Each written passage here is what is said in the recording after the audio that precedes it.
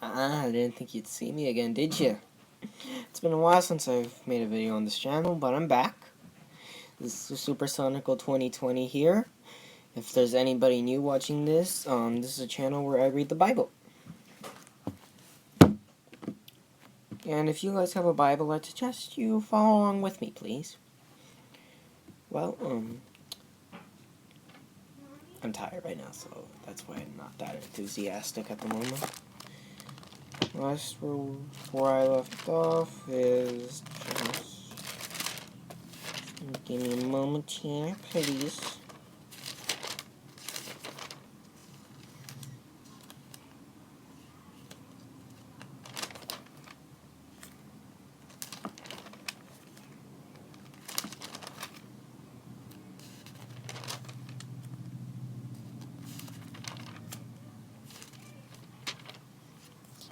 Yeah, that's where I left off is Genesis 17, now Genesis 18. The three visitors. I suggest you follow along with me, and let's get into it. Genesis 18, the three visitors. The Lord appeared to Abraham near the great trees of Mamre, while he was sitting at the entrance to his tent in the heat of the day. Abraham looked up and saw three men standing nearby. When he saw them, he hurried from the entrance of his tent to meet them and bowed low to the ground. He said, "If I have found favor in your eyes, my lord, do not pass your servant by a little water be brought, and then you may all wash your feet and rest under this tree. Let me go get you something to eat, so you can be refreshed, and then go on your way. Now that you have come to your servant." "Very well," they answered. "Do as you say." So Abraham hurried to his tent to Sarah. "Quick," he said, "get 3 seahs of finest flour and knead it and bake some bread." Then he ran to the herd and selected a tender calf, and gave it to a servant, who hurried and prepared it. He then brought some curds and milk, and the calf brought that had been prepared, so that these before them, while they eat, stood near them under a tree. "Where is your wife Sarah?" they asked him. "There, in the tent," he said. Then one of them said, "I will surely return to you about this time next year, and Sarah will be your wife, and you will have a son." Now Sarah was listening at the entrance to the tent, which was behind him. Abraham and Sarah were already very old, and Sarah was past the age of childbearing. Sarah laughed to herself, and she thought, after I am worn out and my Lord is old, will I now have this pleasure? Then the Lord said to Abraham, "Why did Sarah laugh and say, 'Will I really have a child now that I'm old?' Is anything too hard for the Lord? I will return to you at the appointed time next year, and Sarah will have a son." Sarah was afraid, so she lied and said, "I did not laugh." But he said, "Yes, you did laugh." And that's it. This is a shorter video than expected. Okay. ¿Ya estabas grabando? Sí. Voy a tener que borrarlo.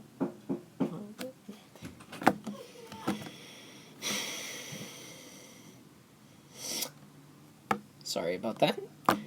This video is shorter than I thought it would be. About 5 minutes. So this video was 3 visitors, and the visitors came. I think the visitors were angels that got sent to Abraham, and they told him this time next year Sarah will have a son. But Sarah but Sarah and Abraham were very old. They were past childbirth, and I'm sorry if you're hearing those noises in the background. So Sarah just laughed at herself and thought, no. But she forgot that God can do anything. She could give her a son, even though she was really old. But then God told Abraham what Sarah did, and she lied. She lied to Abraham, but Abraham already knew because God told him. So next, God told him, and oh wait, this video's not over. I'm sorry. I am so sorry. It's not over yet. Okay. Abraham pleads for Sodom. When the men got up to leave, they looked down towards Sodom. Yeah, because Genesis 18 isn't done yet. I'm sorry. I did not realize it was not done yet. I had a feeling it was way too short. Sorry. When the men got up to leave, they looked down towards Sodom, and Abraham walked down with them to see them on their way. The Lord said, "Shall I hide from Abraham?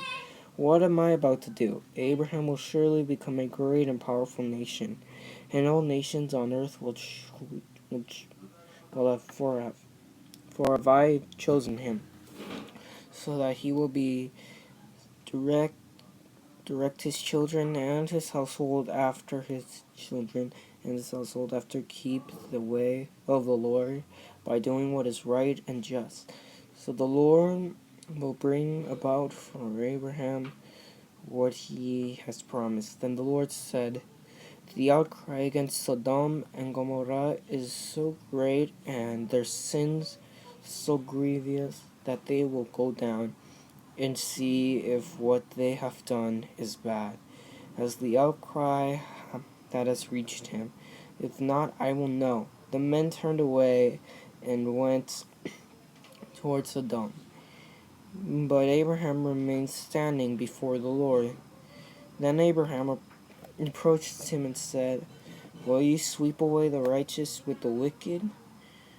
What if there are 50 righteous people in the city? Will you really sweep it away and not spare the place for the sake of the 50 righteous people in it? For be it from now you to do such a thing, to kill the righteous with the wicked, treating the righteous and the wicked alike. Far be it from you. Will not the judge of the earth do right?" The Lord said, "If I find 50 righteous people in the city of Sodom, I will spare the whole place for their sake." Then Abraham spoke up again, "Now that I have been so bold to speak to the Lord, though I am nothing but dust and ashes, what if the number of the righteous is 5 then less than 50? Will you destroy the whole city for the lack of 5 people? If I find 45, he said, I will not destroy it." Once again he spoke. "What if only 40 are found there?" he said. "For the sake of 40, I will not do it." Then he said, "May the Lord not be angry, but let me speak. What if only 30 people he found?" He answered, "I will not do it if I find 30 there." Abraham said, "Now I have been told to speak to the Lord. What if only 20 people to be found there?" He said, "For the sake of 20, I will not destroy." Then he said, "May the Lord not be angry, but let me speak with just once more. What if only 10 be found there?" He answered, "For the sake of 10, I will not destroy it." When the Lord had finished speaking with Abraham, he left, and Abraham returned home. Now that is the real end of Genesis 18. So Sodom, the city of Sodom, was full of the most wicked sinners from all over the place. Full of it. And Abraham spoke up to the Lord and said, "What if there's righteous people there? Will you destroy it?" And the Lord said, "Well, for the sake of 50 or 10, no. Less than that, I don't know." I'm sorry for doing this. I'm going to cut that out. Yeah. Yeah, for the 50 men, yeah, the Lord was going to destroy Sodom for all the sinners there because they did wrong. So you're saying, why would the Lord do that? Because nobody's perfect in this world. Well, back then we couldn't be forgiven for our sins. We couldn't. Until the crucifixion came, we could be forgiven. But back in those times, we couldn't be forgiven. Now, Abraham spoke up to the Lord even though he already knew that he was just dust and ash. He just wanted to be direct and know if he would destroy it or not. I don't really understand too much of this, but I do understand a bit that Abraham was able to speak and he wanted to know would the Lord destroy the city even though there was righteous people there, and I guess no, and I guess if there were there, I guess he would help them escape. I really don't understand it, to be honest with you all, but I understand a little bit. I think I kind of explained it. Well, I hope you all enjoyed this video, and there will hopefully be a new one. Have a nice day.